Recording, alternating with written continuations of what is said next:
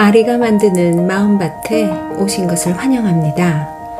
하루를 살다 보면 휴식이 필요할 때가 있습니다. 어떤 때는 훌쩍 어디론가 떠나고 싶을 때도 있지요. 하지만 막상 여행은 바쁜 일상에서 쉽게 결정할 수가 없지요. 이럴 때 추억의 시간을 불러들여 보는 것도 휴식을 갖는 시간이 될 것입니다. 그 추억의 시간 중 하나인 우리가 배웠던 교과서에 등장했던 소설들도 좋은 역할을 하지 않을까 해서요. 오늘은 주여섭 선생님의 사랑손님과 어머니를 낭독해 보려고 합니다. 나는 금년 6살 난 처녀애입니다. 내 이름은 박옥희이고요. 우리 집 식구라고는 세상에서 제일 예쁜 우리 어머니와 단 2식구뿐이랍니다. 어처! 큰일 났군. 외삼촌을 빼놓을 뻔했으니. 지금 중학교에 다니는 외삼촌은 어디를 그렇게 싸돌아 다니는지 집에는 끼니 때나 외에는 별로 붙어 있지를 않으니까 아마 어떤 때는 한 주일씩 가도 외삼촌 코빼기도 못 보는 때가 많으니까요. 깜빡 잊어버리기도 예사지요 뭘. 우리 어머니는 그야말로 세상에서 둘도 없이 곱게 생긴 우리 어머니는 금년 나이 24살인데 과부랍니다. 과부가 무엇인지 나는 잘 몰라도 하여튼 동리 사람들이 나더러 과부딸이라고들 부르니까 우리 어머니가 과부인 줄을 알지요. 남들은 다 아버지가 있는데 나만은 아버지가 없지요. 아버지가 없다고 아마 과부딸이라나 봐요. 외할머니 말씀을 들으면 우리 아버지는 내가 이 세상에 나오기 한 달 전에 돌아가셨대요. 우리 어머니하고 결혼한 지는 1년 만이고요. 우리 아버지의 본집은 어디 멀리 있는데 마침 이 동네 학교에 교사로 오게 되기 때문에 결혼 후에도 우리 어머니는 시집으로 가지 않고 여기 이 집을 사고 여기서 살다가 1년이 못 되어 갑자기 돌아가셨대요. 내가 세상에 나오기도 전에 아버지는 돌아가셨다니까 나는 아버지 얼굴도 못 배웠지요. 그러기 아무리 생각해 보아도 아버지 생각은 안 나요. 아버지 사진이라는 사진은 나도 한두 번 보았지요. 참말로 훌륭한 얼굴이야요. 아버지가 살아 계시다면 참말로 이 세상에서 제일 가는 잘난 아버지일 거야요. 그런 아버지를 보지도 못한 것은 참으로 분한 일이야요. 그 사진도 본 지가 오래되었는데 이전에는 그 사진을 늘 어머니 책상 위에 놓아두시더니 외할머니가 오실 때마다 그 사진을 치우라고 늘 말씀하셨는데 지금은 그 사진이 어디 있는지 없어졌어요. 언젠가 한번 어머니가 나 없는 동안에 몰래 장롱 속에서 무엇을 꺼내보시다가 내가 들어오니까 얼른 장롱 속에 감추는 것을 내가 보았는데 그것이 아마 아버지 사진인 것 같았어요. 아버지가 돌아가시기 전에 우리가 먹고 살 것을 남겨놓고 가셨대요. 작년 여름에 아니로군. 가을이 다 되어서군요. 하루는 어머니를 따라서 여기서 한 10리나 가서 조그만 산이 있는 데를 가서 거기서 밤도 따먹고 또 그 산 밑에 초가집에 가서 닭고기국을 먹고 왔는데 거기 있는 땅이 우리 땅이래요. 거기서 나는 추수로 밥이나 굶지 않게 된다고요. 그래도 반찬 사고 과자 사고 할 돈은 없대요. 그래서 어머니가 다른 사람의 바느질을 맡아서 해주지요. 바느질을 해서 돈을 벌어서 그걸로 청어도 사고 달걀도 사고 또 내가 먹을 사탕도 사고 한다고요. 그리고 우리 집 정말 식구는 어머니와 나와 단 둘뿐인데 아버님이 계시던 사랑방이 비어 있으니까 그 방도 쓸 겸 또 어머니의 잔시부름도 좀 해줄 겸 해서 우리 외삼촌이 사랑방에 와 있게 되었대요. 금년 봄에는 나를 유치원에 보내준다고 해서 나는 너무나 좋아서 동무 아이들한테 실컷 자랑을 하고 집으로 돌아오라니까 사랑해서 큰 외삼촌이 웬 낯선 사람 하나와 앉아서 이야기를 하고 있었습니다. 큰 외삼촌이 나를 보더니 오키야 하고 부르겠지요. 오키야 이련 와서 이 아저씨께 인사드려라. 나는 어째 부끄러워서 비슬비슬 하니까 그 낯선 손님이 그 애기 참 곱다. 자네 조카딸인가? 하고 큰삼촌더러 묻겠지요. 그러니까 큰삼촌은 내 누이의 딸. 경성군의 유복녀 외딸일세. 하고 대답합니다. 오키야 이리 온. 그 눈은 꼭 아버지를 닮았었네 그려. 하고 낯선 손님이 말합니다. 자 오키야 커단 처녀가 왜 저 모양이야. 어서 와서 이 아저씨께 인사해요. 너희 아버지 옛날 친구신데 오늘부터 이 사랑에 계실 텐데 인사 여쭙고 친해 두어야지. 나는 이 낯선 손님이 사랑방에 계시게 된다는 말을 듣고 갑자기 즐거워졌습니다. 그래서 그 아저씨 앞에 가서 사부치 절을 하고는 그만 앞마당으로 뛰어 들어왔지요. 그 낯선 아저씨와 큰 외삼촌은 소리를 내서 크게 웃더군요. 나는 안방으로 들어오는 나름으로 어머니를 붙들고 엄마, 사랑방에 큰 삼촌이 아저씨를 하나 데리고 왔는데 그 아저씨가 이제 사랑에 있는데 하고 밥석을 떠니까 그래? 하고 어머니는 벌써 안다는 듯이 대수롭지 않게 대답을 하더군요. 그래서 나는 언제부터 와 있나? 하고 물으니까 오늘부터 아이고 좋아 하고 내가 손뼉을 치니까 어머니는 내 손을 꼭 붙잡으면서 왜 이리 수선이야? 그럼 작은 외삼촌은 어디로 가나? 외삼촌도 사랑에 계시지.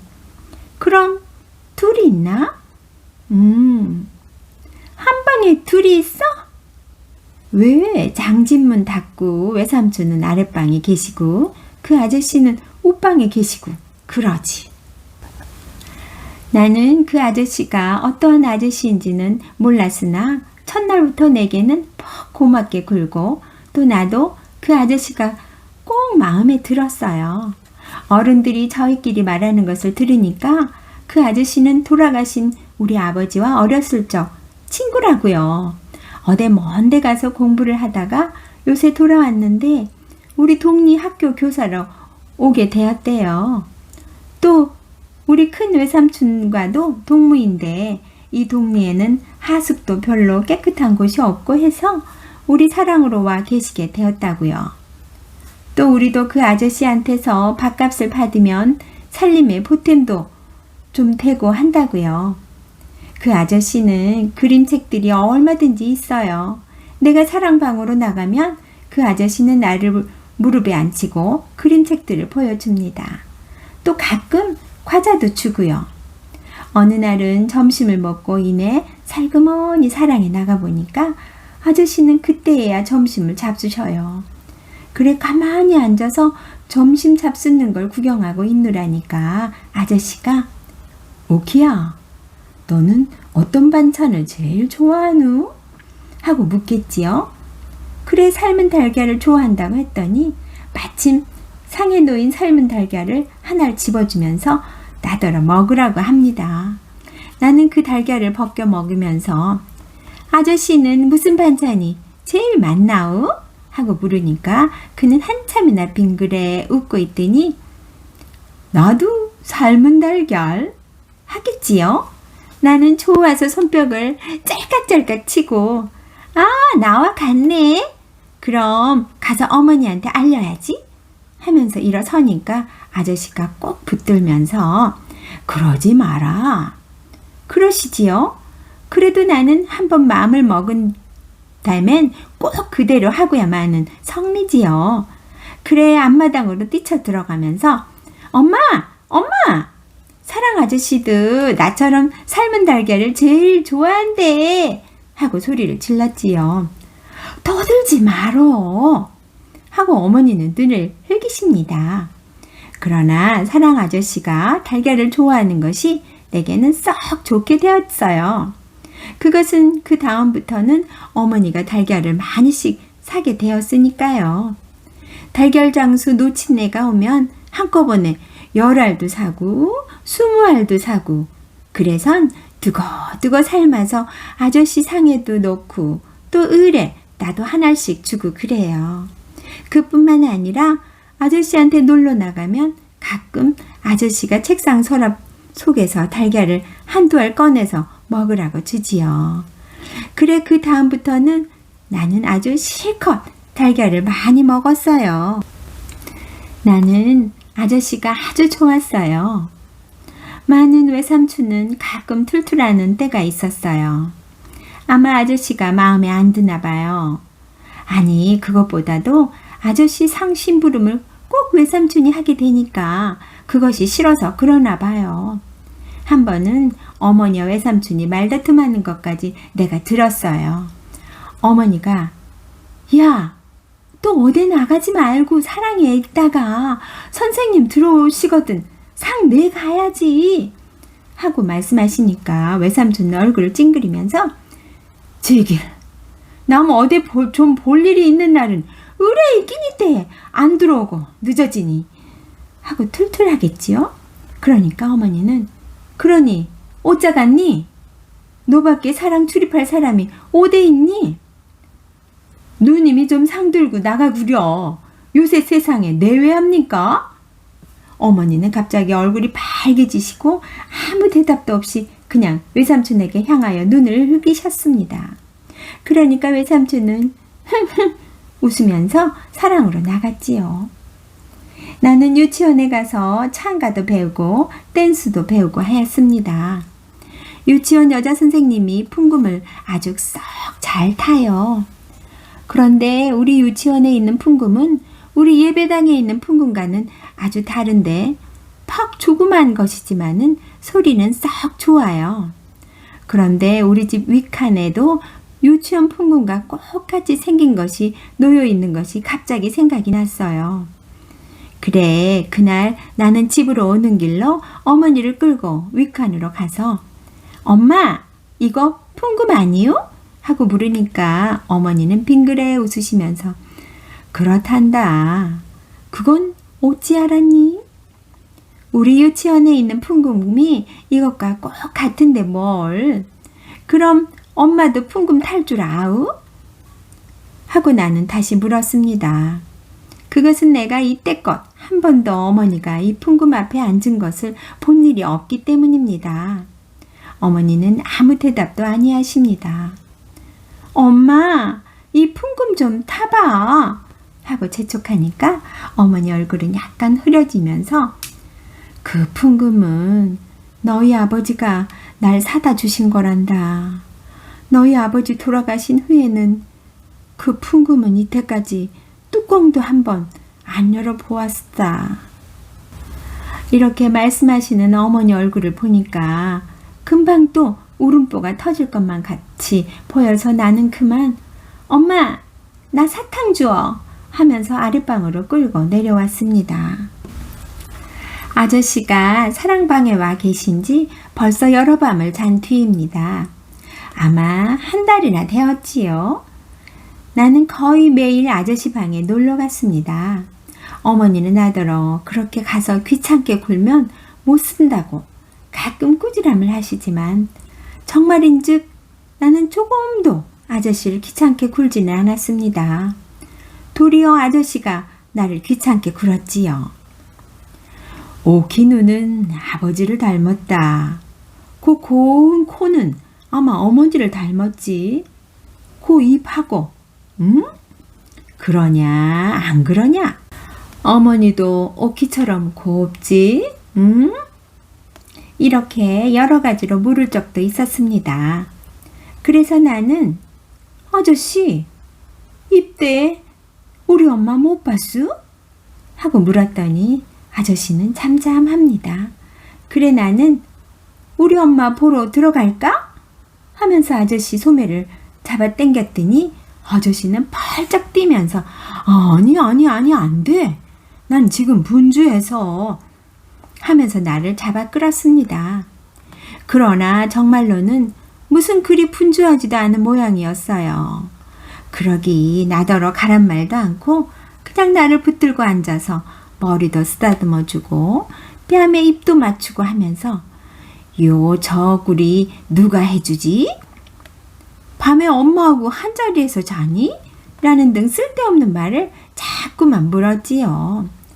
그러나 웬일인지 나를 그렇게도 귀해해 주던 아저씨도 아랫방에 외삼촌이 들어오면 갑자기 태도가 달라지지요.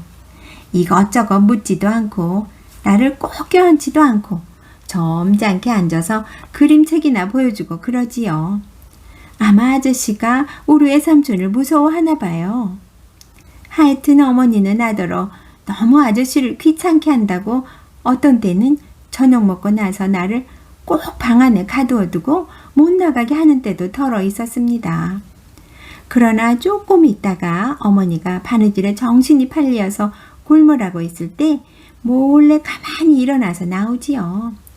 그럴 때에는 어머니는 내가 문 여는 소리를 듣고야 팍 정신을 차려서 나를 쫓아와 나를 붙들지요. 그러나 그런 때는 어머니는 고른 안이 내시고 이리 와서 머리 빗고 하고 끌어다가 머리를 다시 곱게 따주지요. 머리를 곱게 따고 가야지. 그렇게 되는 대로 하고 가면 아저씨가 숨부시지 않니? 하시면서 또 어떤 때에는 머리를 다 따주시고는 저구리가 이게 무엇냐 하시면서 새 조구리를 내어주시는 때도 있었습니다. 어떤 토요일 오후였습니다. 아저씨는 하더러 뒷동산에 올라가자고 하셨습니다. 나는 너무나 좋아서 가자고 그러니까 아저씨가 들어가서 어머님께 허락 맡고 온 하십니다. 참 그렇습니다. 나는 뛰쳐 들어가서 어머니께 허락을 맡았습니다. 어머니는 내 얼굴을 다소 셋을 시켜주시고 머리도 다시 닦고 그러고 나서는 나를 아스라지도록 한번 몹시 껴안았다가 놓아주었습니다. 너무 오래 있지 말고 응? 하고 어머니는 크게 소리치셨습니다. 아마 사랑 아저씨도 그 소리를 들었을 거야요. 뒷동산에 올라가서는 정거장을 한참 내려다 보았으나 기차는 안 지나갔습니다. 나는 풀잎을 쭉쭉 뽑아보기도 하고 땅에 누운 아저씨의 다리를 가서 꼬집어 보기도 하면서 놀았습니다. 한참 후에 아저씨가 손목을 잡고 내려오는데 유치원 동무들을 만났습니다. 우키야, 아빠하고 어디 갔다 온다? 응? 하고 한 동무가 말하였습니다. 그 아이는 우리 아버지가 돌아가신 줄을 모르는 아이였습니다. 나는 얼굴이 빨개졌습니다. 그때 나는 얼마나 이 아저씨가 정말 우리 아버지였더라면 하고 생각했는지 모릅니다. 나는 정말로 한 번만이라도 아빠! 하고 불러보고 싶었습니다. 그리고 그날 그렇게 아저씨하고 손목을 잡고 골목골목을 지나오는 것이 어찌도 재미가 좋았는지요. 나는 대문까지 와서 난 아저씨가 우리 아빠라면 좋겠다 하고 불쑥 말했습니다. 그랬더니 아저씨는 얼굴이 홍당무처럼 빨개져서 나를 몹시 흔들면서 그런 소리 하면 못 써 하고 말하는데 그 목소리가 몹시도 떨렸습니다. 나는 아저씨가 몹시 성이 난 것처럼 보여서 아무 말도 못하고 안으로 뛰어 들어갔습니다. 어머니가 어디까진 갔댄? 하고 나와 안으며 묻는데 나는 아무 대답도 못하고 그만 쿨쩍쿨쩍 울었습니다. 어머니는 놀라서 우키야 왜 그러니? 응? 하고 자꾸만 물었으나 나는 아무 대답도 못하고 울기만 했습니다. 이튿날은 일요일인 거로 나는 어머니와 함께 예배당에를 가려고 차리고 나서 어머니가 옷을 갈아입는 동안 잠깐 사랑회를 나가 보았습니다. 아저씨가 아직도 성이 났나? 하고 가만히 방 안을 들여다보았더니 책상에 앉아서 무엇을 쓰고 있던 아저씨가 내다보면서 빙그레 웃었습니다. 그 웃음을 보고 나는 마음을 놓았습니다. 아저씨가 지금은 성이 풀린 것이 확실하니까요. 아저씨는 나를 이리 보고 저리 보고 흩어보더니 오키 오늘 어디 가노? 저렇게 곱게 차리고 하고 물었습니다. 엄마하고 예배당에 가. 예배당에? 하고 나서 아저씨는 나를 잠시 멍하니 바라보더니 어느 예배당에? 하고 물었습니다. 요 앞에 예배당에 가지 뭐. 요 앞이라니. 이때 안에서 오키야 하고 부드럽게 부르는 어머니 목소리가 들렸습니다. 나는 얼른 안으로 뛰어들어오면서 지르다 보았습니다. 아저씨는 또 얼굴이 빨갛게 성이 났겠지요. 네원, 참으로 무슨 일로 요새는 아저씨가 그렇게 성을 잘 내는지 알 수 없었습니다. 예배당에 가서 찬미하고 기도하다가 기도하는 중간에 갑자기 나는 혹시 아저씨도 예배당에 오지 않았나 하는 생각이 나서 눈을 뜨고 고개를 들어 남자석을 바라다 보았습니다. 그랬더니 바로 거기에 아저씨가 와 앉아 있겠지요. 그런데 아저씨는 어른이면서도 눈 감고 기도하지 않고 우리 아이들처럼 눈을 뻔히 뜨고 여기저기 두리번 바라봅니다. 나는 얼른 아저씨를 알아보았는데 아저씨는 나를 못 알아보았는지 내가 방글에 웃어 보여도 웃지도 않고 멀거니 보고만 있겠지요. 그래 나는 손을 흔들었지요. 그러니까 아저씨는 얼른 고개를 숙이고 말더군요. 그때에 어머니가 내가 팔 흔드는 것을 깨닫고 두 손으로 나를 붙들어 끌어당기더군요. 나는 어머니 귀에다 입을 대고 저기 아저씨도 왔어 하고 속삭이니까 어머니는 흠칫하면서 내 입을 손으로 막고 막 끌어당겨 잡아다가 앞에 앉히고 고개를 누르더군요. 보니까 어머니가 또 얼굴이 홍당무처럼 빨개졌군요. 그날 예배는 아주 젬병이었어요. 웬일인지 예배 다 끝날 때까지 어머니는 성이 나서 강대만 향하여 앞으로 바라보고 있었고 이전 모양으로 가끔 나를 내려다보고 웃는 일이 없었어요. 그리고 아저씨를 보려고 남자석을 바라다 보아도 아저씨도 한 번도 바라다 보아 주지도 않고 성이 나서 앉아있고 어머니는 나를 보지도 않고 공연히 콱콱 잡아당기지요. 왜 모두들 그리 성이 났는지 나는 그만 으아하고 한번 울고 싶었어요. 그러나 바로 멀지 않은 곳에 우리 유치원 선생님이 앉아있는 거로 울고 싶은 것을 아주 억지로 참았답니다. 내가 유치원에 입학한 후 처음 얼마 동안은 유치원에 갈 때나 올 때나 외삼촌이 바르다 주었습니다. 그러나 여러 밤을 자고 난 뒤에는 나 혼자서도 넉넉히 다니게 되었어요. 그러나 언제나 내가 유치원에서 돌아오는 때이면 어머니가 옆 대문, 우리 집에는 대문이 사랑대문과 옆대문이 둘이 있어서 어머니는 늘 이 옆대문으로만 출입하시는 것이었습니다. 기다리고 섰다가 내가 다름칠 척하면 앉고 또 집 안으로 들어가곤 하는 것이었습니다. 그런데 하루는 어쩐 일인지 어머니가 대문간에 보이지를 않겠지요. 어떻게도 화가 나든지요.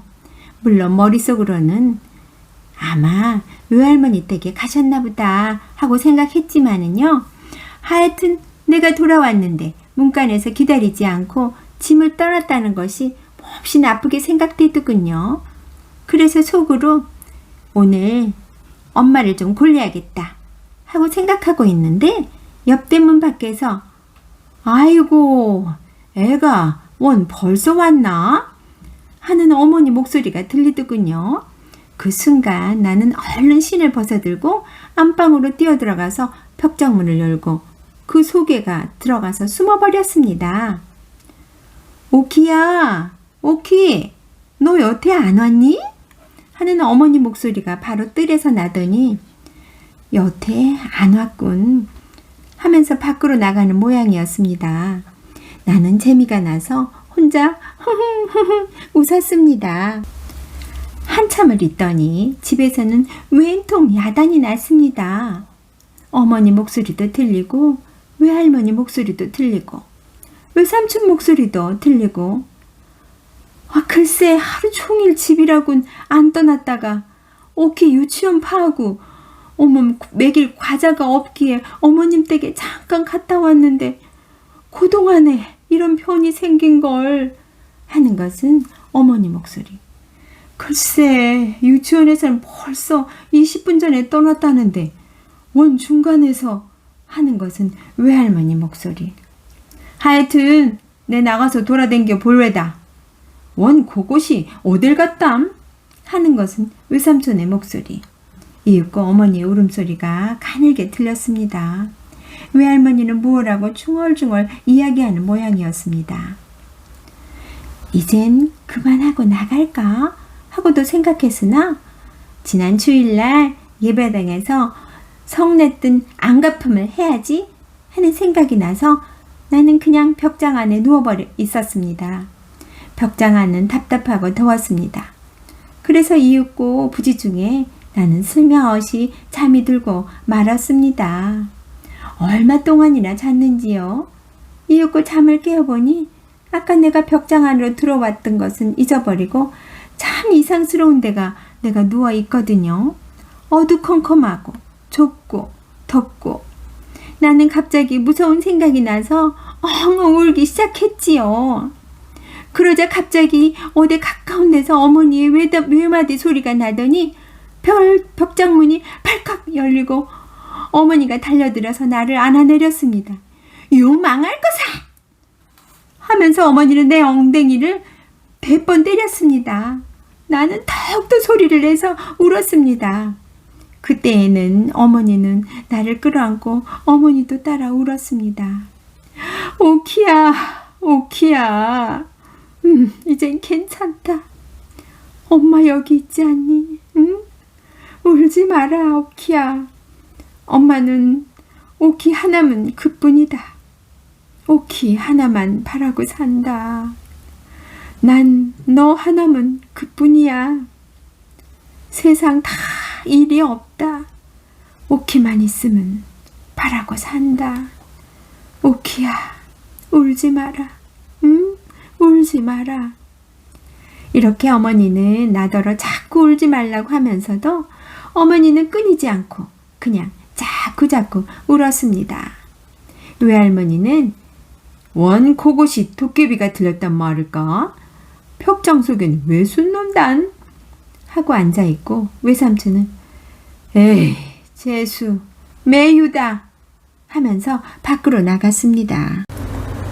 이튿날 유치원을 파하고 집으로 오게 된 때 나는 갑자기 어제 벽장 속에 숨었다가 어머니를 몹시 울게 했던 생각이 나서 집으로 돌아가기가 어찌 부끄러워졌습니다. 오늘은 어머니를 좀 기쁘게 해드려야 할 텐데 무엇을 갖다 드리면 기뻐할까 하고 생각했습니다. 그러자 문득 유치원 안에 선생님 책상 위에 놓여있던 꽃병 생각이 났습니다. 그 꽃병에는 나는 이름도 모르고 곱고 빨간 꽃이 꽂혀 있었습니다. 그 꽃은 개나리도 아니고 진달래도 아니었습니다. 그런 꽃은 나도 잘 알고 또 그런 꽃은 벌써 폈다가 져버린 후이었습니다. 무슨 서양 꽃이려니 하고 나는 생각하였습니다. 나는 우리 어머니가 꽃을 사랑하는 줄을 잘 압니다. 그래서 그 꽃을 갖다가 드리면 어머니가 몹시 기뻐하려니 하고 생각하였습니다. 그래서 나는 도로 유치원 방 안으로 들어갔습니다. 마침 방 안에는 아무도 없었습니다. 선생님도 잠깐 어디를 가셨는지 보이지 않았습니다. 그래 나는 그 꽃을 두억에 얼른 빼들고 다름질쳐 나왔지요. 집에 오니 어머니는 문간에서 기다리고 있다가 나를 안고 들어왔습니다. 그 꽃은 어디서 났니? 곱구나 하고 어머니가 말씀하셨습니다. 그러나 나는 갑자기 말문이 팍 막혔습니다. 이걸 엄마 드리려고 유치원서 가져왔어 하고 말하기가 어째 몹시 부끄러운 생각이 들었습니다. 그래 잠깐 망설이다가 이 꽃 저 사랑 아저씨가 엄마 갖다 주라고 줘 하고 불쑥 말했습니다. 그런 거짓말이 어디서 그렇게 툭 튀어나왔는지 나도 모르지요. 꽃을 들고 냄새를 맡고 있던 어머니는 내 말이 끝나기가 무섭게 무엇에 몹시 놀란 사람처럼 화다닥 하였습니다. 그리고는 금시에 어머니 얼굴이 그 꽃보다도 더 빨갛게 되었습니다. 그 꽃을 든 어머니 손가락이 파르르 떠는 것을 나는 보았습니다. 어머니는 무슨 무서운 것을 생각하는 듯이 방 안을 휘 한번 둘러보시더니 오키야 그런 걸 받아오면 안 돼 하고 말하는 목소리가 몹시 떨렸습니다. 나는 꽃을 그렇게도 좋아하는 어머니가 이 꽃을 받고 그처럼 성을 낼 줄은 참으로 뜻밖이었습니다. 어머니가 그렇게도 성을 내는 것을 보니까 그 꽃을 내가 가져왔다고 그러지 않고 아저씨가 주더라고 거짓말을 한 것이 참 잘 되었다고 나는 속으로 생각했습니다. 어머니가 성을 내는 까닭을 나는 모르지만 하여튼 성을 낼 바에는 내게 내는 것보다 아저씨에게 내는 것이 내게는 나았기 때문입니다. 한참 있더니 어머니는 나를 방 안으로 데리고 들어와서 오키야 너 이 꽃 이 얘기 아무 보고도 하지 말아라 응? 하고 타일러 주었습니다. 나는 하고 대답하면서 고개를 여러 번 까딱까딱 했습니다. 어머니가 그 꽃을 곧 내버릴 줄로 나는 생각했습니다마는 내버리지 않고 꽃병에 꽂아서 풍금 위에 놓아두었습니다. 아마 퍽 여러 밤 자도록 그 꽃은 거기 놓여 있어서 마지막에는 시들었습니다. 꽃이 다 시들자 어머니는 가위로 그 대를 잘라 내버리고 꽃만은 찬송과 갈피에 곱게 끼워 두었습니다. 내가 어머니께 꽃을 갖다 주던 날 밤에 나는 또 사랑에 놀러 나가서 아저씨 무릎에 앉아서 그림책을 보고 있었습니다. 갑자기 아저씨 몸이 흠칫하였습니다. 그리고는 귀를 기울입니다. 나도 귀를 기울였습니다. 풍금소리. 그 풍금소리는 분명 안방에서 흘러나오는 것이었습니다. 엄마가 풍금을 타나보다 하고 나는 벌떡 일어나서 안으로 뛰어 들어왔습니다. 안방에는 불을 켜지 않았었습니다. 그러나 그때는 음력으로 보름께가 되어서 달이 낯같이 밝은데 은빛 같은 흰 달빛이 방 한 절반 가득히 차 있었습니다. 나는 흰 옷을 입은 어머니가 풍금 앞에 앉아서 고요히 풍금을 타는 것을 보았습니다. 나는 나이 지금 6살밖에 안 되었지만은 하여튼 어머니가 풍금을 타시는 것을 보는 것은 오늘이 처음이었습니다. 어머니는 우리 유치원 선생님보다도 풍금을 더 잘 타시는 것이었습니다. 나는 어머니 곁으로 갔습니다마는 어머니가 내가 곁에 온 것도 깨닫지 못하는지 그냥 까딱하니 하고 앉아서 풍금을 탔습니다. 조금 있더니 어머니는 풍금 곡조에 맞추어서 노래를 부르기 시작하였습니다. 어머니의 목소리가 그렇게도 아름다운 것도 나는 이때까지 모르고 있었습니다. 어머니는 참으로 우리 유치원 선생님보다도 목소리가 훨씬 더 곱고 또 노래도 훨씬 더 잘 부르시는 것이었습니다. 나는 가만히 서서 어머님 노래를 들었습니다. 그 노래는 마치 은시를 타고 저 별나라에서 내려오는 노래처럼 아름다웠습니다. 그러나 얼마 오래지 않아 목소리는 약간 떨리기 시작하였습니다. 가늘게 떨리는 노랫소리, 그에 따라 풍금에 가는 소리도 파르르 떠는 듯 했습니다. 노랫소리는 차차 가늘어지더니 마지막에는 사르르 없어져 버렸습니다. 풍금 소리도 사르르 없어졌습니다. 어머니는 고요히 풍금에서 일어나시더니 옆에 섰는 내 머리를 쓰다듬었습니다. 그 다음 순간 어머니는 나를 안고 마루로 나오셨습니다. 어머니는 아무 말씀도 없이 그냥 나를 꼭꼭 껴안는 것이었습니다. 달빛을 한푹 받는 내 어머니 얼굴은 몹시도 새하얗다고 생각되었습니다. 우리 어머니는 참으로 천사 같다고 나는 생각하였습니다. 우리 어머니의 새하얀 뒷밤 위로는 쉴 새 없이 두 줄기 눈물이 줄줄 흘러내리고 있는 것을 나는 보았습니다. 그것을 보니 나도 갑자기 울고 싶어졌습니다. 어머니, 왜 울어? 하고 나도 쿡신거리면서 물었습니다. 오키야, 한참 동안 어머니는 한 말씀도 없었습니다. 그러나 한참 후에 오키야, 난 너 하나면 그뿐이다. 엄마! 어머니는 다시 대답이 없으셨습니다. 하루는 밤에 아저씨 방에서 놀다가 졸려서 안방으로 들어오려고 일어서니까 아저씨가 하얀 봉투를 서랍에서 꺼내어 내게 주었습니다. 오키, 이거 갖다가 엄마 드리고 지나간 달 밥값이라고. 나는 그 봉투를 갖다가 어머니에게 드렸습니다. 어머니는 그 봉투를 받아들자 갑자기 얼굴이 파랗게 질리었습니다. 그 전날 달밤에 마루에 앉았을 때보다 더 새하얗다고 생각되었습니다. 어머니는 그 봉투를 들고 어쩔 줄을 모르는 듯이 초조한 빛이 나타났습니다. 나는 그거 지나간 달 밥값이래 하고 말을 하니까 어머니는 갑자기 자다가 깨어나는 사람처럼 하고 놀라더니 또 금시에 백지장같이 새하얗던 얼굴이 빨갛게 물들었습니다. 봉투 속으로 들어갔던 어머니의 파들파들 떨리는 손가락이 지전을 몇 장 끌고 나왔습니다. 어머니는 입술에 약간 웃음기를 띠면서 후 하고 한숨을 내쉬었습니다. 그러나 그것도 잠깐. 다시 어머니는 무엇에 놀랐는지 흠칫하더니 금시에 얼굴이 다시 새하얘지고 입술이 파르르 떨었습니다. 어머니의 손을 바라다 보니 거기에는 지점 몇 장 외에 네모로 접은 하얀 종이가 한 장 잡혀 있는 것이었습니다. 어머니는 한참을 망설이는 모양이었습니다.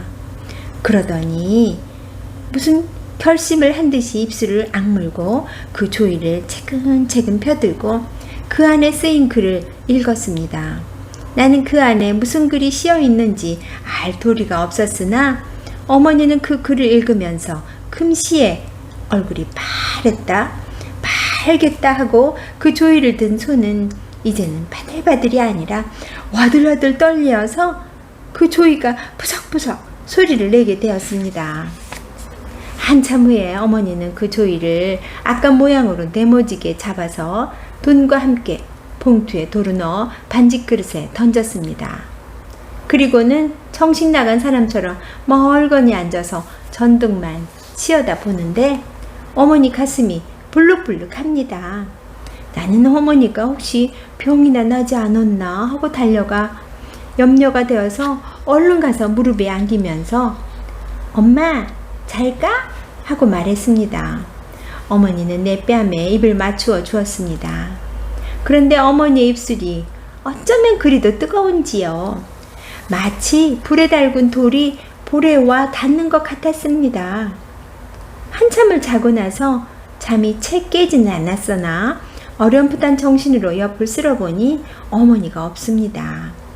가끔 가다가 나는 그런 버릇이 있어요. 어렴풋한 정신으로 옆을 쓸면 어머니의 보드라운 살이 만져지지요. 그러면 다시 나는 잠이 들어버리군 하는 것이었습니다. 어머니가 자리에 없다는 것을 알게 되자 나는 갑자기 무서워졌습니다. 그래서 잠은 다 달아나고 눈은 번쩍 뜨고 고개를 둘러 살펴보았습니다. 방 안에는 불은 안 켰지만 어슴푸레하게 밝습니다. 뜰로 하나 가득한 달빛이 방 안에까지 희미한 밝음을 던져주는 것이었습니다. 윗목을 보니 우리 아버지의 옷을 넣어두고 가끔 어머니가 꺼내서 쓸어 보이시는 그 장롱문이 열려있고 그 아래 방바닥에는 흰 옷이 한 무더기 널려 있습니다. 그리고 그 옆에는 장롱을 반쯤 기대고 자리옷만 입은 어머니가 주춤하고 앉아서 고개를 위로 쳐들고 눈은 감고 무엇이라고 입술로 소근소근 외고 있는 것이 보였습니다. 아마 기도를 하나보다 하고 나는 생각했습니다. 나는 자리에서 일어나서 기어가서 어머니 무릎을 뻐개고 기어 들어갔습니다. 엄마, 뭘 해? 어머니는 소근거리기를 그치고 눈을 떠서 나를 한참이나 울끄러미 들여다보십니다. 오키야, 응? 가서 자자. 엄마도 같이 자. 그래, 엄마도 같이 자. 그 목소리가 어째 싸늘하다고 내게 생각되었습니다. 어머니는 돌아가신 아버지의 옷들을 한 가지씩 들고는 가만히 손으로 쓸어보고는 장롱 안에 넣었습니다. 하나씩 쓸어보고는 장롱에 넣고 하야 그 옷을 다 넣을 때 장롱문을 닫고 쇠를 채우고 그리고 나서 나를 안고 자리로 돌아왔습니다. 엄마, 우리 기도하고자? 하고 나는 물었습니다. 어머니는 나를 밤마다 데워줄 때마다 반드시 기도를 하는 것이었습니다. 내가 할 줄 아는 기도는 주기도문 뿐이었습니다. 그 뜻은 하나도 모르지만 어머니를 따라서 자꾸자꾸 해보아서 지금에는 나도 주기도문을 잘 압니다. 그런데 웬일인지 어젯밤 잘 때에는 어머니가 기도할 것을 잊어버리고 그냥 잤던 것이 지금 생각이 났기 때문에 나는 그렇게 물었던 것입니다. 어젯밤 자리에 들 때 내가 기도할까? 하고 말하고 싶었으나 어머니가 너무도 슬픈 빛을 띠고 있는 거로 그만 나도 가만히 아무 소리 없이 잠이 들고 말았던 것입니다. 기도하자 하고 어머니가 고요히 대답했습니다. 엄마가 기도해 하고 나는 갑자기 어머니의 기도하는 부드러운 음성이 듣고 싶어져서 말했습니다. 하늘에 계신 우리 아버지시여. 어머니는 고요히 기도를 시작하였습니다. 이름을 거룩하게 하옵시며 나라 임하옵시며 뜻이 하늘에서 이루어진 것처럼 땅에서도 이루어지이다. 오늘날 우리에게 일용할 양식을 주옵시고 우리가 우리에게 죄진 자를 용서하여 준 것처럼 우리 죄를 사하여 주옵시고 우리를 시험에 들지 말게 하옵시고 우리로 시험에 들지 말게 하옵시고 시험에 들지 말게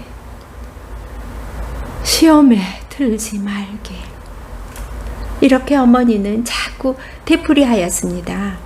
나도 지금은 맥히지 않고 줄줄 외는 주기도문을 글쎄 어머니가 맥히다니 참으로 무서운 일이었습니다. 시험에 들지 말게 하고 자꾸만 되풀이하는 것을 나는 참다 못해서 엄마, 내 마저 할게 하고 다만 악에서 구하옵소서 대개 나라와 권세와 영광이 아버지께 영원히 있사옵나이다. 하고 내가 끝을 마치었습니다. 어머니는 한참이나 가만히 있다가 오랜 후에야 겨우 아멘 하고 속삭이었습니다. 요새 와서 어머니의 하는 일이란 참으로 알 수가 없는 노릇입니다. 어떤 때는 어머니도 퍽 유쾌하셨습니다. 밤에 때로는 풍금도 타고 또 때로는 찬송가도 부르고 그러실 때에는 나도 너무도 좋아서 가만히 어머니 옆에 앉아서 듣습니다. 그러나 가끔 그 독창은 소리 없는 울음으로 끝을 맺을 때가 많은데 그럴 때면 나도 따라서 울었습니다. 그러면 어머니는 나를 안고 내 얼굴에 돌아가면서 우수히 입을 맞춰와 주면서 엄마는 오키 하나면 그뿐이야. 그렇지. 하시면서 언제까지나 우시는 것이었습니다. 어떤 일요일 날, 그렇지요. 그것은 유치원 방학하고 난 그 이튿날이었어요.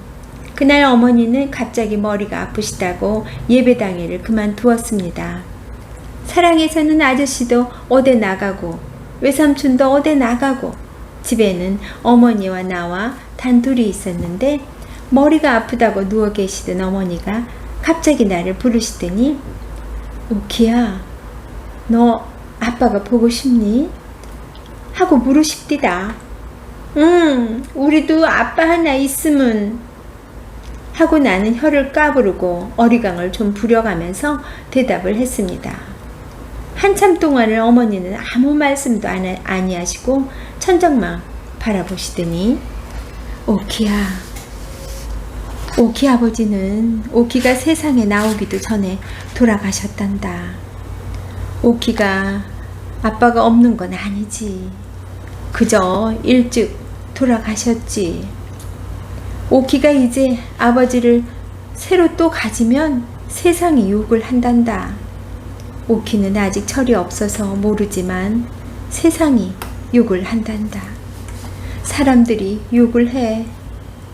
오키 어머니는 회냉년이라 이러고 세상이 욕을 해. 오키 아버지는 죽었는데 오키는 아버지가 또 하나 생겼대. 참 앙축도 하지? 이러고 세상이 욕을 한단다. 그리 되면 오키는 언제나 손가락질 받고 오키는 커도 시집도 훌륭한데 못 가고 오키가 공부를 해서 훌륭하게 돼도 에이 그까지 환양년의 딸 이러고 남들이 욕을 한단다. 이렇게 어머니는 혼잣말 하시듯 뜨문뜨문 말씀하셨습니다. 그리고는 한참 있더니 오키야 하고 또 부르십니다. 응? 오키는 언제나 내 곁을 안 떠나지? 오키는 언제나 엄마하고 같이 살지? 오키는 엄마가 늙어서 꼬부랑 할미가 되어도 그래도 오키는 엄마하고 같이 살지? 오키가 유치원 졸업하고 또 소학교 졸업하고 또 중학교 졸업하고 또 대학교 졸업하고 오키가 조선서 제일 훌륭한 사람이 돼도 오키는 엄마하고 같이 살지? 응? 오키는 엄마를 얼만큼 사랑하나?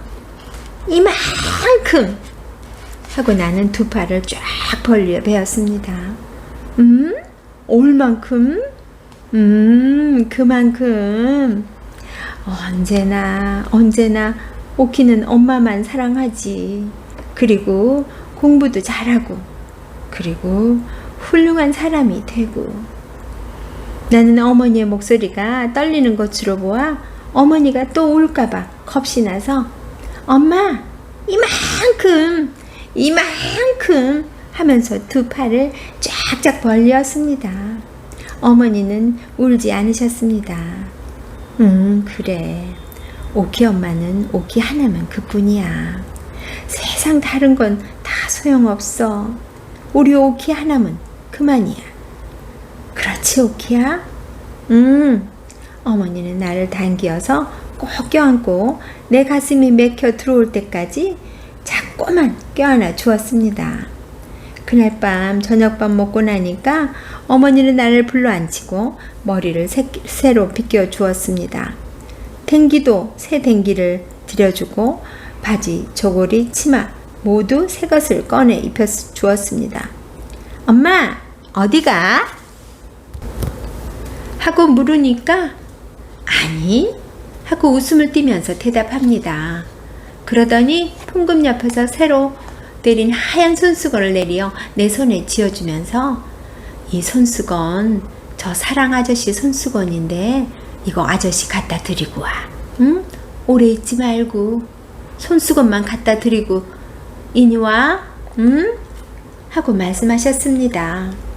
손수건을 들고 사랑으로 나가면서 나는 그 손수건 접이 속에 무슨 발각발각 하는 종이가 들어있는 것처럼 생각되었습니다마는 그것을 펴보지 않고 그냥 갖다가 아저씨에게 주었습니다.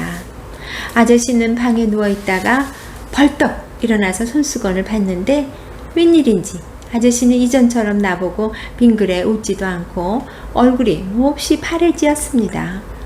그리고는 입술을 질근질근 깨밀면서 말 한마디 아니하고 그 수건을 받더군요.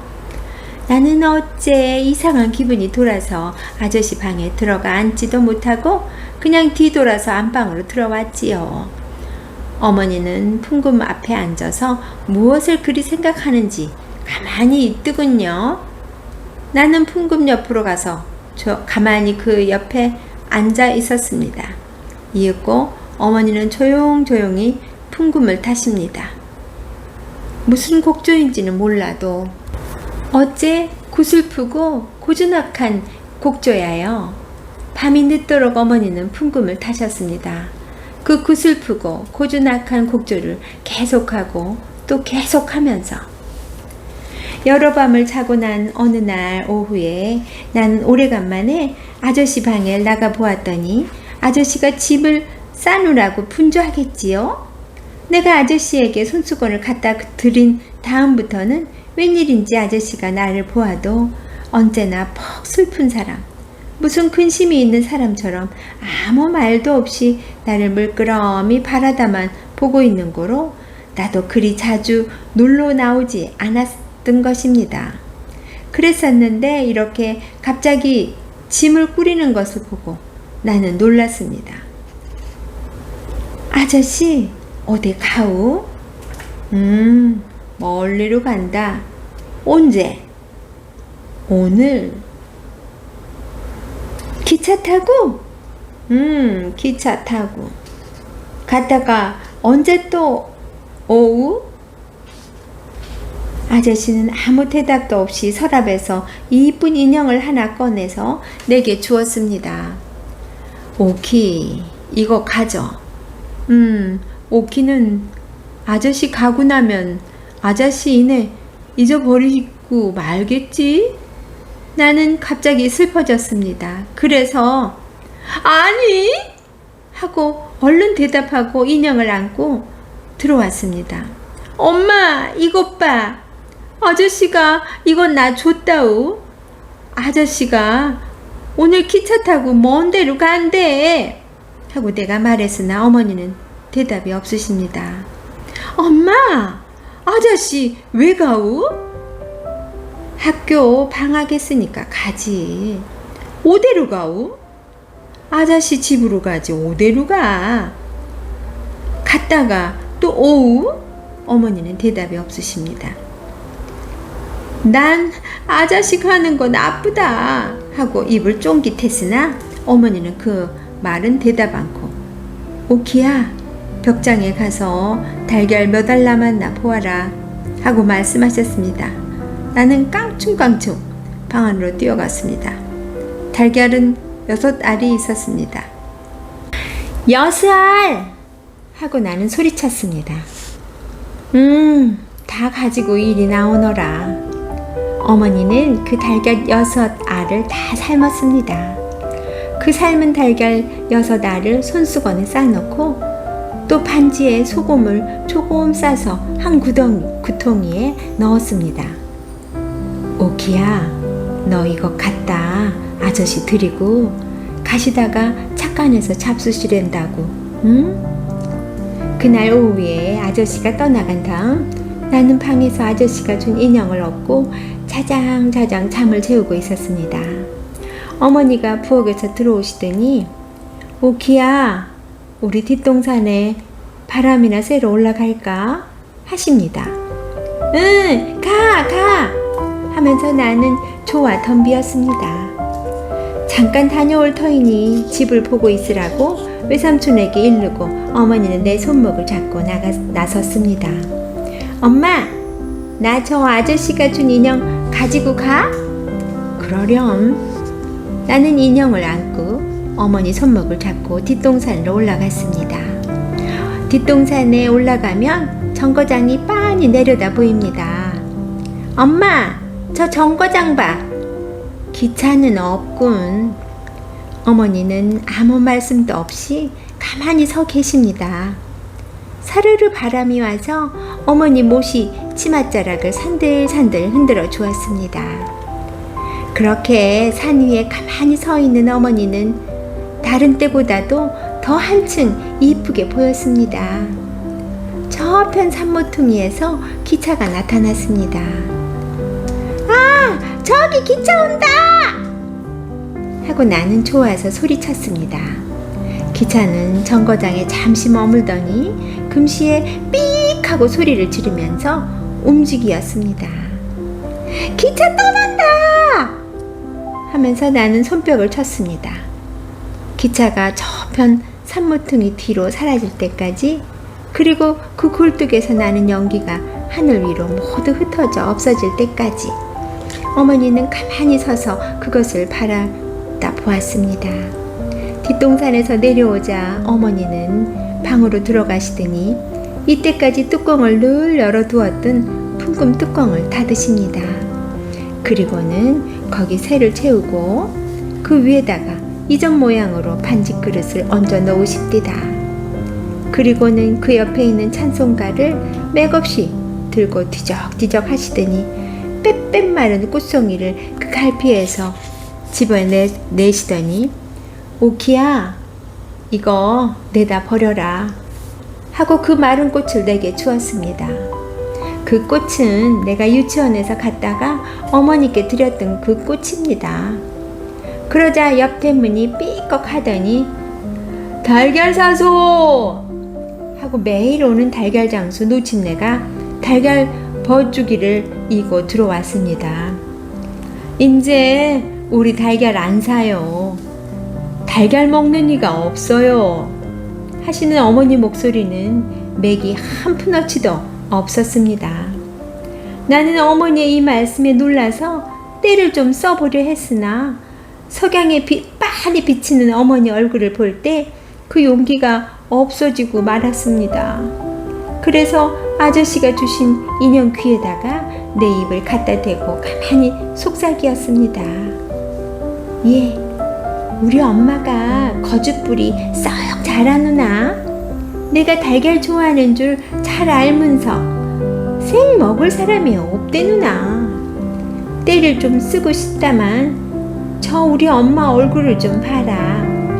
어쩌면 저리도 새파래졌을까? 아마 오대가 아픈가 보다 라고요.